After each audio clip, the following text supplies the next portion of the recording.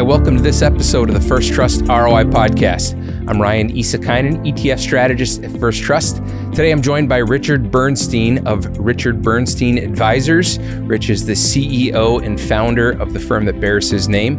Today we talk about what's going on in the equity markets, where there might be opportunities, the risks related to all of the uncertainty that has emerged in 2025. Thanks for joining us. You were talking a second ago before we got started about an example of navigating tariffs, publisher in Canada, and I thought it was such a great example. So I want you to share it again, sure, if you're willing, because I think that sets the table for our conversation well. So Ryan, first let me say, it's not my job to opine on whether policies are good or bad. Of course, as an investor, you just got to determine the best portfolio for whatever policy is in place. And so with that in mind, yes, I know someone who is a senior manager in one of the major publishing companies. And I don't know, a month, 6 weeks ago, whenever it was, they had an emergency all hands on deck meeting of senior management because of the tariffs. And they pulled in people from all over the country, maybe all over the world, I really don't know, but a lot of people. And they were in a meeting for like 4 or 5 hours. And when they came out of the meeting, they were informed that the tariff decisions had been changed and everything they decided to do is now wrong. So they went into a meeting with one set of rules. 4 or 5 hours later, the rules have changed. So, as I said to you, you'd think that some person would have come in and interrupted the meeting and say, hey guys, hold on here a minute. But evidently that didn't happen. I wanted to just share that because I think that is it typifies what businesses have had to go through with all of the uncertainty. It is. It's almost like uncertainty has been normalized this year. Yeah. And, for all of us as investors, we tend to think of uncertainty as just being volatility or something like that. And we don't think about it from the point of view of a company and how companies have to plan. And the uncertainty, hinders planning. And I think companies can deal with any policy. I know everybody, no CEO has ever said to me they want to be more highly regulated. So, but regardless of whether there's regulation or not regulation, whenever there's a clear set of rules, I think any CEO can pretty much deal with that. They may not like it, but they can deal with it.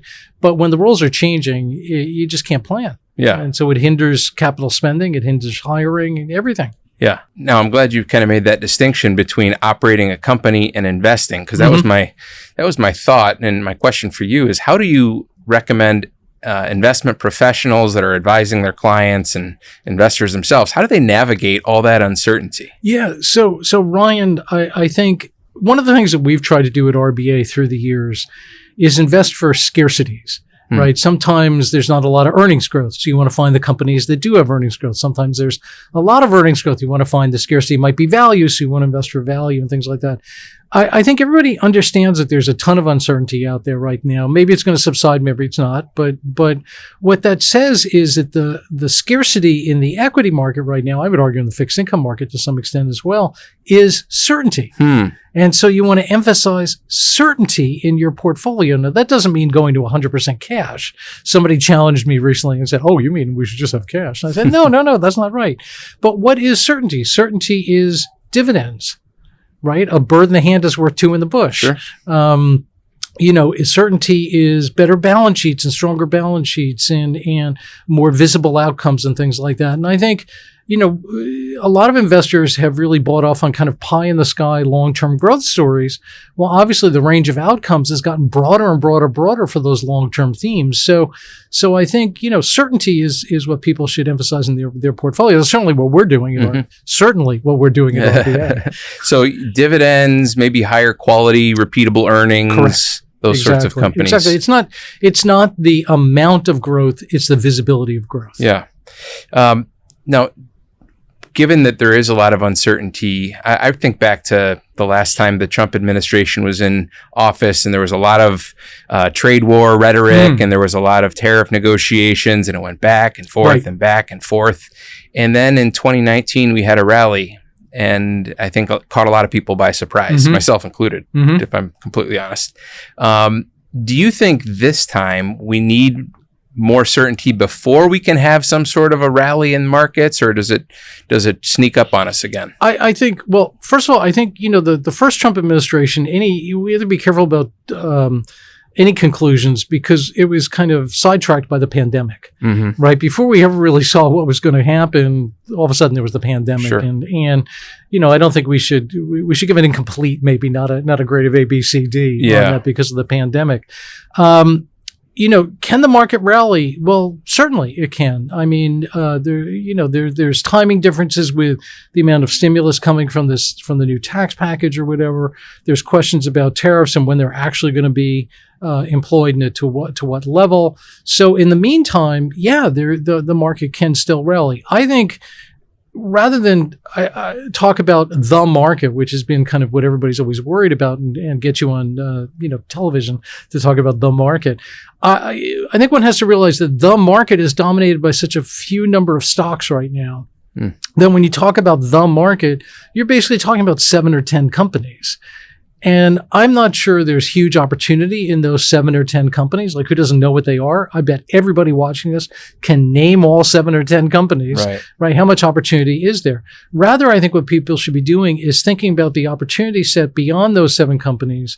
And is that a viable opportunity in this environment that we're heading towards? I would argue, I think it's a huge opportunity relative to those 7 or 10 companies. Yeah. By the way, I was reading a note that your team had published that it said something like something about the Mag 7 and the Mid 7. Yes. I've got 3 teenagers. I was like, that is fantastic. Right. The Mag 7 becomes the Mid 7. Yes. And what we're trying to show in that is that, look, the Mag 7 may be magnificent companies, but they're not unique anymore. Maybe they were 5 years ago or 4 years ago, but they're certainly not unique anymore. And the example that we gave was that the median projected earnings growth rate for the Mag 7 is 10% a year, 10% earnings growth over the next 12 months. That's it, just 10% earnings growth. If you look at the other 493, their earnings growth forecast is 9%. So how unique are these companies? I'm not so sure. And so, they seem to be kind of run-of-the-mill median type growers. So we use the Gen Z term mid. And we said the Mag 7 becomes the Mid 7. Yeah, and so maybe the premium valuation that you're paying for that Mag 7 group of stocks is not exactly. I mean, justified. if you want to pay a premium valuation for uniqueness, right? Why do we pay more for a Maserati than we do for a Chevrolet? Mm-hmm. There's not a lot of Maseratis. Why are Fabergé eggs so expensive? Because there's only like 15 of them in the world, right? And so things like that. If something is unique, yes, you should pay a higher price for it.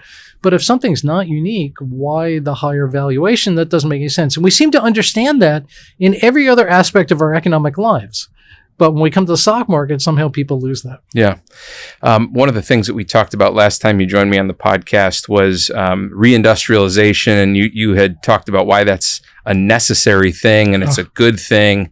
And while we're still kind of on the topic of trade and tariffs and that sort of thing, I think that's one of the goals that the new administration has at least alluded to, if not said outright. They want to balance trade, and that involves reindustrialization, probably. Absolutely. So is that, I guess my first question is a balanced trade relationship with our trading partners, is that a good thing or a bad thing? It depends. Okay. How's that for a decisive answer?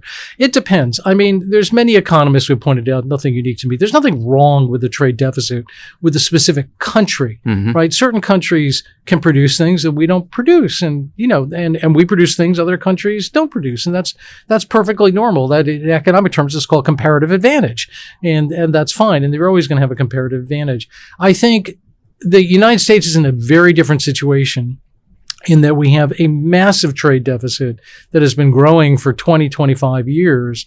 And we're just very highly dependent on the rest of the world for everything. There's actually very little that we supply to the rest of the world that's value-added production.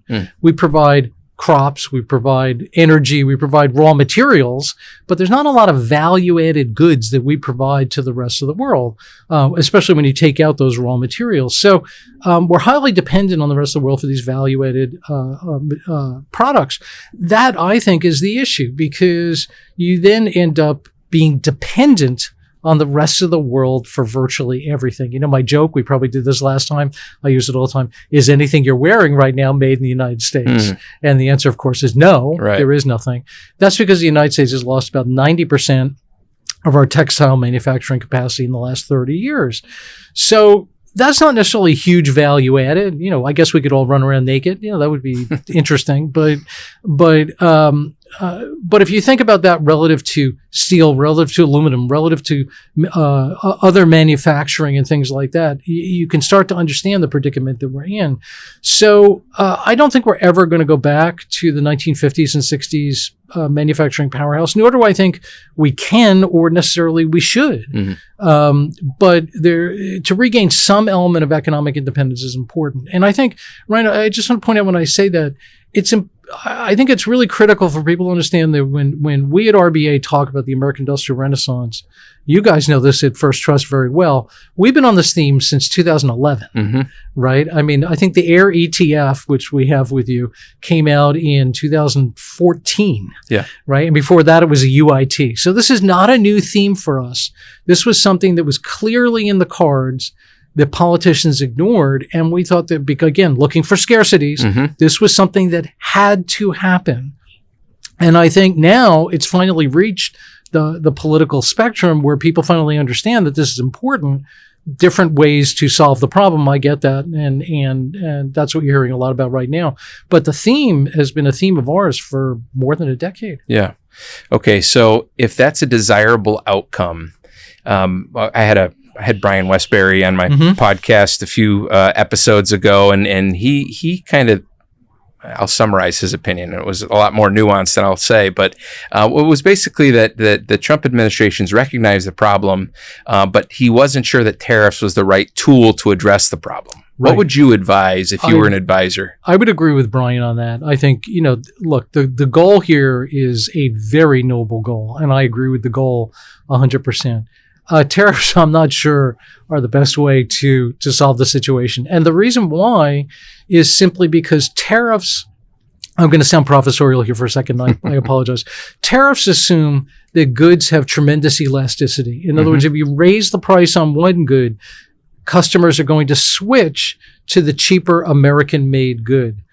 Which in theory, fine, that might make sense. The problem is, we were just discussing a second ago, we don't make a lot of stuff here. Right. So there's no ability to switch to an American-made Unless we walk around naked. Unless we walk around naked. Exactly right. We don't make clothing. And people do not want to see me walking around naked. I guarantee you that one. So the problem is that the tariff becomes a tax because there is no ability to switch. Yeah. And so I think that's a little bit not the most efficient way to solve the problem. I've argued for many, many years that what we should have been and should continue to do is provide massive incentive for companies to locate manufacturing here in the United States. And the example I used way, way back in 2011 in a report, it was an op-ed in the Financial Times that said, make the United States a giant enterprise zone. Now, for those people that aren't familiar with enterprise zones, they're zones that are set up usually in cities to try and attract investment, and you get huge tax incentives, but only if you're within the zone. If you're outside the zone, there's nothing. So if you look at the Inner Harbor of Baltimore, that's always the one that people talk about. You can actually see where the boundaries are of the enterprise zone, because the second you go one block away from where the boundary was, there's no development. And you can literally see it. And so my idea was turn the United States into a giant enterprise zone. We can't compete on the cost of labor with other countries, but we can compete on the after-tax cost of capital. Why don't we do that?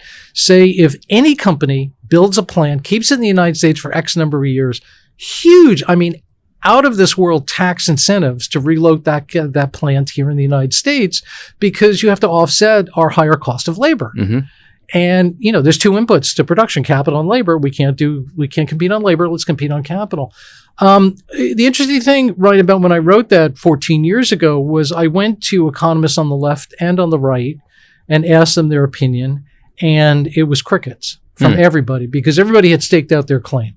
Nobody wanted to meet in the middle, and today we know that more than ever before. But that was even evident a decade ago. So is Is that why something like that hasn't been proposed and advanced? I think so. I think that's right. I think that if you think about the politics involved with what I'm suggesting, the Republicans would argue that it's industrial policy, that we're handing out favors to certain industries, and the Democrats would say that we're giving tax breaks to corporations. Right. So, and what I actually was trying to propose was something in the middle that gave you a little bit of tax incentive, but only if you behaved well. But didn't give just open-end tax cuts and didn't, unless they were doing good things. I mean, it seemed to me very sensible. I don't know. And it's not like that hasn't been tried in other countries around the world. It's done all over the place. I mean, as I said, it's done. Cities do it all the time. Yeah. In the United States, Baltimore being the perfect example. That was probably 30 years ago that they set this up. But there is some positive effect. But the beauty of it is, if there is no positive effect, it doesn't cost you anything, right? Because you're only rewarding good behavior. If nobody behaves well, there's no tax loss. As opposed to giving, say, Apple or Microsoft or NVIDIA a tax break, and then they go and produce in China. Right? Why should the United States be funding production in China? That doesn't make much sense to me. Okay, so given the level of uncertainty that everyone is dealing with, the first quarter was a pretty tough quarter for GDP, but there was some maybe front running of imports that were involved with that. The second quarter, at this point, we're recording this on June 3rd. It's going to air on June 16th. The Atlanta Fed's GDP now says something like 4+%. Surging. Absolutely surging. Yeah. But is that just the opposite side of the coin, you think? I think it probably is. Yeah. I think, the gyrations of GDP are clearly, you don't get gyrations from that just in the normal economy unless something falls apart. So there's got to be some external influence here, and I think we'd all agree it's probably trade that's doing this. But the underlying economy remains reasonably healthy. I mean, we could argue about how healthy, but it's certainly reasonably healthy. You're seeing the labor market is still pretty strong. We could argue there's little cracks around it, but the labor market's pretty strong. Consumption is still reasonably healthy. Personal income is still reasonably healthy. It's like, I think we could argue about things like construction and housing and all those type of things. But, I don't think we're heading for a recession in the near future. Now, more important for investors, I think people should be looking at profits growth rather than economic growth. The profit cycle itself is decelerating, and it looks like that's going to happen regardless of whether there's tariffs or no tariffs or certainty, uncertainty. That really looks like it's going to happen. We have some very tough comparisons coming up versus the end of 2024, which means that earnings growth is going to slow down. Doesn't mean it's going negative, but our forecast is we're going to go from about 14% earnings growth for the S&P year on year to about 2%. That's meaningful, but not dire at all. So how does that compare when you look at if you slice the market differently? Because as you noted earlier, those 10 companies, they account for a lot of that probably shift in level of profit growth. So where you see it, obviously, I'm saying obviously, this will make sense after I say it, your more cyclical industries are going to see more of a slowdown. That's why they're called cyclical. But your more stable growth will do okay, which is why, I mentioned before that our portfolio is oriented towards certainty. Certainty for us in a sector framework means more defensive sectors. So we've changed quite a bit. Our portfolios in the last 6 months, 8 months have changed quite a bit from being very, very cyclical, trying to take advantage of that upturn in profitability, to being more defensive. So we're now overweight, things like staples and healthcare and utilities and quality, and we've moved up in market cap, all the kind of things that you do when you want to try and gain more certainty. So the Fed has, I think coming into this year, there was maybe 3 or 4 cuts that were predicted by the markets or priced into the markets. Now I think we're at like 2 maybe by the end of the year. So 2-part question. 1, should the Fed be cutting rates at some point this year? And 2, do you think they actually will? I don't think they have the flexibility to do it right now. I think the uncertainty, some of the leading indicators of inflation have turned up. Wages are still pretty healthy. And as I said, the labor market is still reasonably tight. I don't think the Fed is going to cut rates until they see demonstrable weakness in the labor market, right? Their 2 things are inflation and unemployment. And I think given the uncertainty about inflation, nobody knows what the impact of tariffs is going to be. some people say, oh, it's going to be definitely inflationary. Some people say, well, I don't know how anybody could make that judgment yet. I really don't know. And that's what the Fed is faced with, is they don't know. So they're going to take their cue not from inflation, but they're going to take their cue from the labor market. And the labor market's still pretty healthy. You know, I think if everybody wants to play along at home, like the home version of Hollywood Squares, you watch weekly initial jobless claims, because that is a leading indicator of employment, of the remainder of the employment statistics. And it'll give you a pretty good early warning radar about, will the Fed be able to cut rates? Right now, it's still pretty healthy. There's not much to be said. And I think you're hearing that from the Fed. Profit growth is decelerating. Is there anything in your kind of, as you pull out your crystal ball and you think, well, maybe this is a growth surprise? Is there any sort of growth surprise that would catch the market off guard? So I think I'm trying to be optimistic. No. I would say I think, yes, there is that chance that we're going to see stronger profits growth.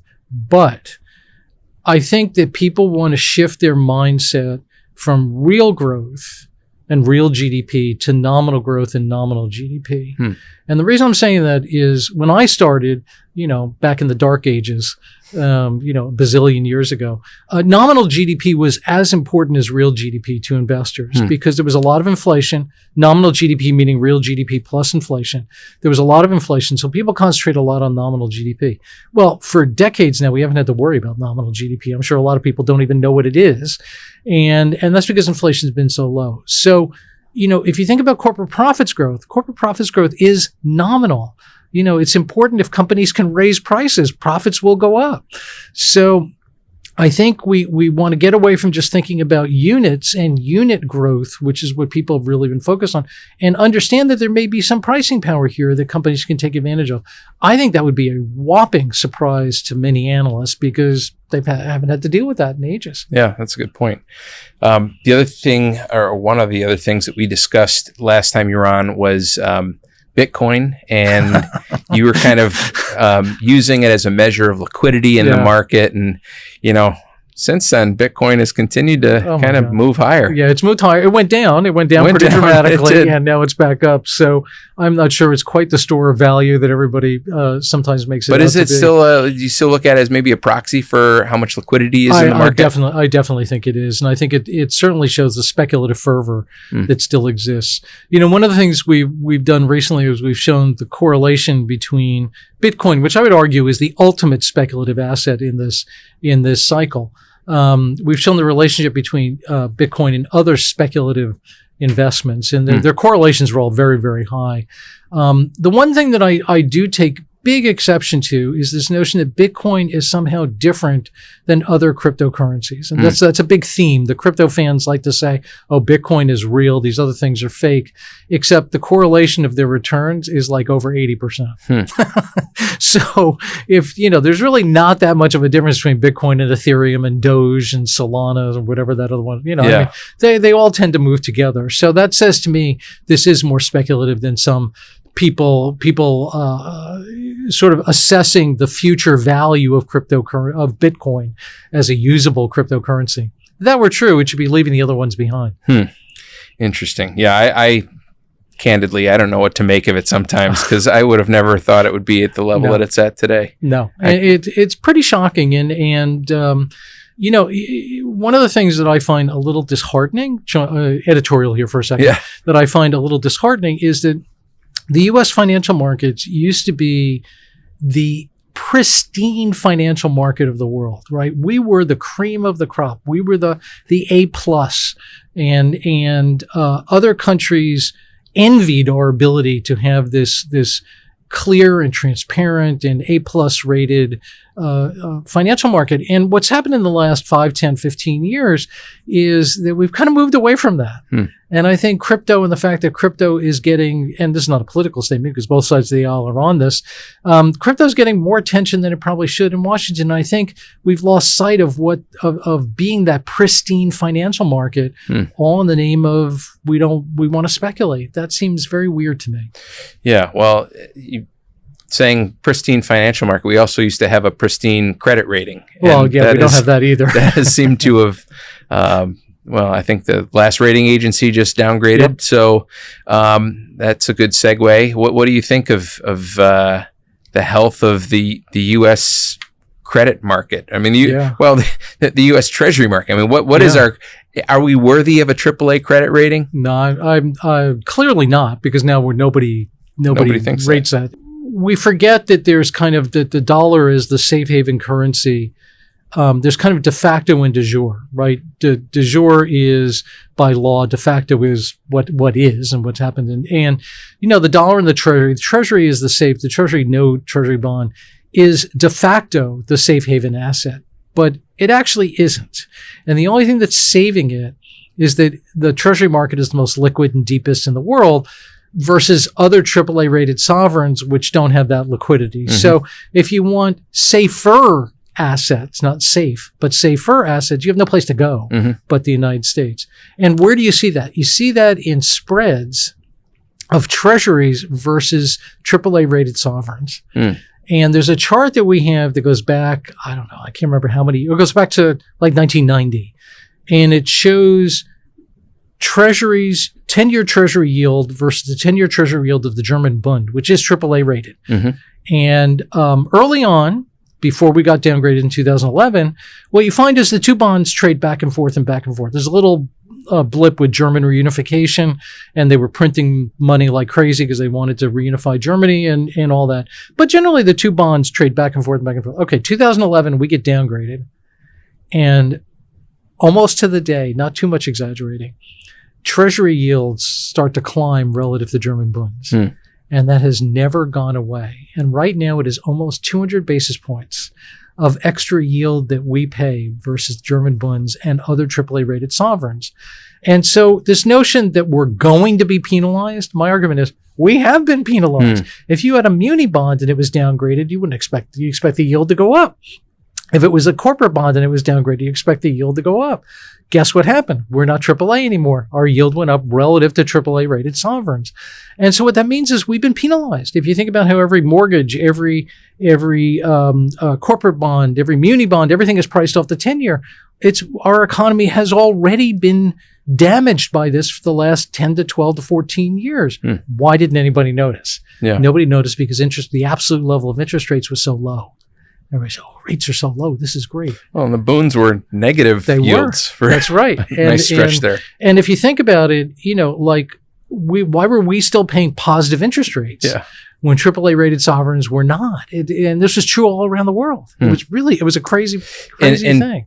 I mean, the Germans had much more austerity coming out of the financial crisis. They did. Absolutely. And now it seems like this year they've kind of maybe loosen the purse strings a bit, or at least said they were going to. It'll be very interesting to see what happens, because a lot of major NATO countries, not all of them by any means, but several of the major NATO countries are AAA rated, and if they are going to change their spending patterns and their government borrowing and everything else, it'd be interesting to see what happens. Yeah, well, international equities have certainly had a good year thus far. I mean, Europe in particular, but also I think Brazil has done relatively well. There's been some other pockets that have done really well. Some of that I think is just currency translation because the dollar has weakened, right?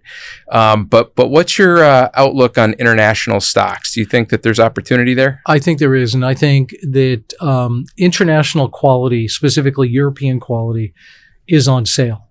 I think this is the most exciting theme, of the next year to roughly, let's say, 6 to 18 months. I think it's the most exciting theme I could offer people is, international quality. The growth rate, the expected earnings growth rate for international quality is as high, if not higher than that for the Mag 7. Again, this notion of the Mag 7 becomes the mid 7, but yet their dividend yield is almost infinitely higher because most of the Mag 7 doesn't really pay a dividend. Right. I'd say in probably roughly 4 to 4.5% dividend yield, and similar projected growth and a valuation that's a half. That sounds okay to me. So quality international, I think that's an important qualifier. Although I don't know what you think about the low quality stocks, but I looked at the ACWI, the MSCI ACWI ex-US index, and something like 43% of that index had returns on equity below 10%. Yeah, right. So, not necessarily the high quality earnings. So our takeaway from that was that it is important to be selective when you're investing international. Is that? I 100%. And I think, that's part of our emphasis here is that, the way to think about using my example before, the Maseratis are on sale. Mm-hmm. If we could buy a Maserati for a Chevy price, I think we'd all do it, or most of us would. Yeah. And that's kind of what's going on. Yeah. Valuations are definitely compelling. Although, we've been saying valuations for international look pretty attractive for the last decade. Absolutely. But they had to compete with what was somewhat, we could argue how much, somewhat of a Magnificent Seven environment, and their growth rates weren't there. Mm-hmm. Now I think you get the growth rates, you get the dividends, and you get the valuation, which is a pretty good combination. Yeah. Yeah. It strikes me that it's always important to at least attempt to avoid the value traps. Correct. And maybe using some screens where you're screening for dividends or quality or some other factors is a way to do that. Absolutely. I always have, I try to come up with a good final question for you, Rich. And you're always good at answering it. But I'm looking around, you're able to bring along some interns from RBA. And I got me thinking like, okay, you've been doing this for 4 decades plus, right? Yeah, right. If you were to go back when you were younger in your career, what have you learned that you would pass along and say, like, this is what I didn't understand back then, but I do now, and it's been really important? That's an interesting question because I'll answer that specifically. But I recently realized that looking back at my career, there were several points in my career where I thought I was reasonably smart, and when I look back, I realized I really didn't know crap. I really didn't know what I was doing, but it sounded good, and I convinced myself I was smart. And I think that's kind of important because you should never stop trying to learn and never stop trying to improve. And one of the things that, in fact, we talked about this yesterday with our intern crop, given that it's the beginning of June and that's when interns flood New York City. That's right. Don't overly plan your future. I did not do that. I was the person who in interviews, everybody asked me, where do you want to be in 5 years? And I would say, I don't know. If you're 21, 5 years is like 25% of your lifetime. I mean, like, I don't know. But it took me a while to realize that was the wrong answer because I wasn't getting jobs, second interviews. And then I started making stuff up. But that's kind of how I've run my life. I think younger people, especially these days, think everything has to be planned. Right. And that I have to follow a certain pattern and I have to do certain things. And I just think that's the wrong way. I think putting on blinders and not experiencing what's around you and not taking advantage of opportunities you didn't anticipate is really bad. I think it hinders people's career growth. That is great advice, and don't think you're smarter than you are is the other takeaway that I heard in there. Yeah, I'm constantly reevaluating my own intelligence. Well, hopefully we all are, and hopefully we all are learning something. Hopefully you're not reevaluating my intelligence. No, that's why I have you on the podcast, because I always learn new things. I have the smartest people I know on, and you are one of them. So thank you for coming on. Thank you. And thanks to all of you as well for joining us on this episode of the First Trust ROI podcast. We will see you next time.